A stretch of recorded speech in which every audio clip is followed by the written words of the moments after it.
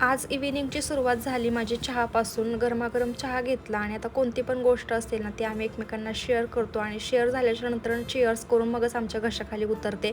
तोपर्यंत काही आम्हाला चहा वगैरे जात नाही किंवा एखादा अन्नपदार्थ पण जात नाही. इथं चहा घेण्याच्या आधीच माझं तोंड खूप गोड झालं होतं, कारण बाबूने गोड अशी पप्पी दिली होती. त्याच्यानंतर मी कामं करायला घेतली. रात्री बाजारातून भाज्या आणलेल्या होत्या आणि कोथिंबीर निवडून ठेवलीच नव्हती. आणि खरंच सांगते, खूप कंटाळवाणं काम वाटतं हे आणि इतकं जीव तोडून निवडून ठेवायचं, पण ती खराब व्हायची ती होतेच. सो मग मी कसं तरी पटकन निवडून घेतलं. खालचा कचरा वगैरे होता तो सगळा भरून घेतला आणि त्याच्यानंतर वेळ आली ती म्हणजे माझं आवडतं काम करायची. एखाद्या भरणीमधलं काही संपलेलं असेल ना ते रिफिल करायला मला खूप जास्त आवडतं. इथे तांदूळ आणि साखर संपली होती, मग ते भरून ठेवलं आणि त्याच्यानंतर लगेच डाळ भाताचा कुकर लावायला घेतला, कारण मुगाची आमटी बनवायची होती मला आज. आता म्हटलं कामच करते तर एक्स्ट्राचं काम केलं म्हणून काय झालं, थोडासा टाईम देते आणि 2-3 दिवसासाठीचं माझं लसूण खोबरं जे आहे ते काढून घेते, म्हणजे 2-3 दिवस मिक्सरचं भांडं खाली येणारच नाही.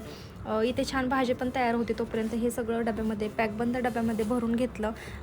तुम्ही करता का अशी कामं नक्की मला कमेंटमध्ये सांगा. आता हा रोबोट ना मरायला आला आहे पार, म्हणजे 2-3 दिवस झाला ह्याला घरामध्ये आणलेला, पण त्याचं सेल सगळं संपून गेलं आणि विचार केला होता की चार्जिंगचं सेल त्याला घेऊयात, पण त्या दुकानामध्ये काय भेटलंच नाही. सो मग आणलंच नाही आणि त्याच्यानंतर मग छान अशी दिवाबत्ती केली आणि आज महादेवाची गाणी लावली होती टी व्हीवरती आणि त्याच्यानंतर मग भरपेट जेवण करून घेतलं.